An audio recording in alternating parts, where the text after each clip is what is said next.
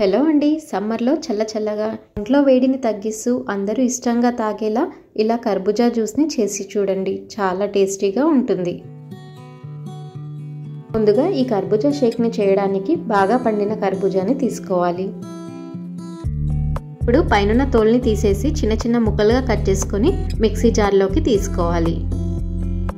ఇప్పుడు ఇందులో మీ రుచికి తగినట్టుగా షుగర్ని కానీ బెల్లంని కానీ వేసుకోండి. ఇక్కడ నేను 2 స్పూన్ల షుగర్ని వేసుకున్నాను. కర్బూజాని ఈ విధంగా మెత్తగా మిక్సీ పట్టుకున్న తర్వాత ఇందులో 1 కప్పు పాలని వేసుకొని మరొకసారి మిక్సీ పట్టుకోండి.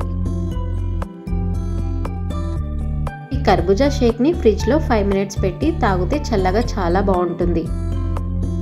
ఇలా కోసం ఈ విధంగా పైనుంచి డ్రై ఫ్రూట్స్, ఐస్ క్రీమ్, అలాగే కొద్దిగా చాక్లెట్ సిరప్ని వేసిస్తే వాళ్ళు ఇష్టంగా తాగుతారు. చూసారు కదా, ఇలా సింపుల్గా 5 నిమిషాల్లో కర్బూజా జ్యూస్ని చేసుకోవచ్చు. ఈ విధంగా చేసిస్తే పిల్లలే కాదండి, పెద్దలు కూడా ఇష్టంగా తాగుతారు. ఈ వీడియో నచ్చినట్లయితే వీడియోని లైక్ చేసి ఛానల్ని సబ్స్క్రైబ్ చేసుకోండి.